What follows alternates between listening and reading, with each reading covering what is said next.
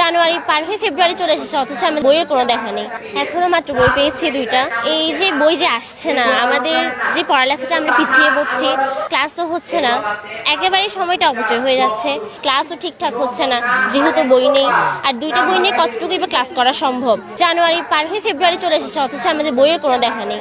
যদি বইটা তাড়াতাড়ি চলে আসে তাহলে আমরা পড়ালেখাটাও তাড়াতাড়ি শুরু করতে পারি। আমাদের বই আসতে অনেক দেরি হয়েছে। ফেব্রুয়ারির 2 বা 1 তারিখ এসেছে, মানে 6টি বই এসেছে, এখনো 10টি বইয়ের মধ্যে আরও 4টি বই বাকি আছে।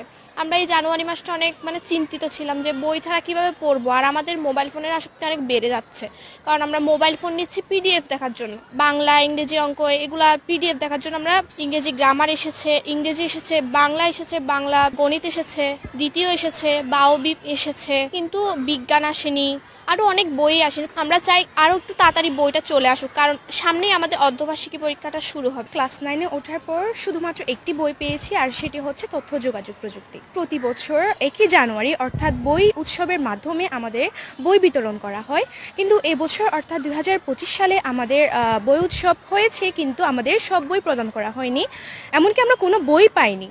কিন্তু 2-3 দিন আগে আমাদের শুধুমাত্র একটি বই দেওয়া হয়েছে। আমাদের সব বই প্রদান না করার কারণে আমরা আমাদের আসন্ন অর্ধবার্ষিক পরীক্ষার জন্য আমাদের প্রস্তুতি কিছুটা ঘাটতি হতে পারে, আমাদের পড়ালেখা ঘাটতি হতে পারে, যার কারণে আমরা অর্ধবার্ষিক পরীক্ষার ফলাফলের জন্য বিভ্রান্তিতে রয়েছি।